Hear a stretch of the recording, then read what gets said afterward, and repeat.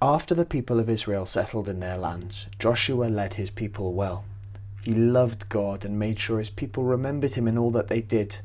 However, when Joshua died, the Bible tells us that the people no longer followed God and his law, but did what they wanted. They did what was right in their eyes, which included following other gods. Gods that weren't real, were made of wood or stone. And what we see is a cycle that repeats over and over again. The people followed after idols, so God punishes them by raising up an enemy. Israel says sorry. God then raises up a judge. No, not that kind of judge. And no, not that kind either. They were leaders over the people who reminded them that God was with them. So this judge would rescue them and lead the people, and they would be grateful to God and they would say sorry for forgetting him. But before long, they would go back to their idols. There were 12 judges over Israel. Some we know lots about and others we know very little. Othniel was Israel's first judge. There was Ehud, who was left-handed.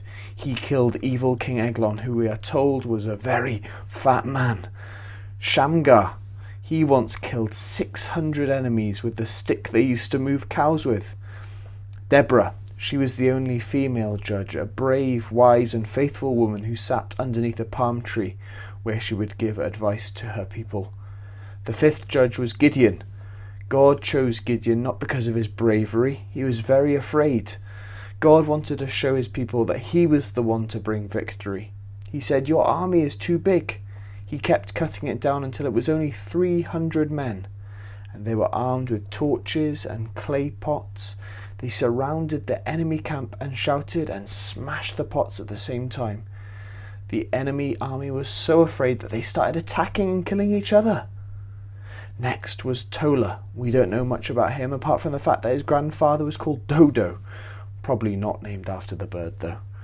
Then there was Jair, who had 30 sons who rode 30 donkeys. Jephthah came next. He was a mighty warrior, but he made a foolish mistake in saying that he would sacrifice the first thing he saw when returning home if his army was victorious. It was his daughter, sadly. There was Ibzan, who had 30 sons and 30 daughters. Elon, whose name means oak tree. Abdon, who was probably very wealthy because he had 70 donkeys. And the last judge was Samson. His parents couldn't have children, but one day they were visited by an angel who said they would have a son. God was going to raise him up to lead his people and to defeat their enemies. They were to raise him in a special way. He was never to cut his hair and he was never to drink wine. The Lord blessed him with great strength. He was strong enough to beat a lion in a fight. He once killed 1,000 men with the skull bone of a donkey. His problem was that he fell in love with a woman from the enemy. He was more interested in pleasing her than God. And she cut his hair. He lost all his strength. Her men arrested him and he ended up in prison. And it was there, in his darkest moments, where he turned back to God. His hair began to grow back. And when the enemy brought him out to laugh at him, he looked to God and he used his strength for one last time to bring down the temple, killing lots of God's enemies. The prophecy by the angel was right. He would lead his people and defeat their enemies. However, the book of Judges finishes on a sad note. It tells us that in those days Israel had no king.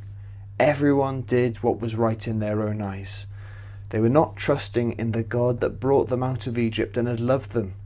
The judges may have saved the people out of the hands of their enemies, but they were far from perfect. The people really needed a perfect deliverer who could save them from their sins.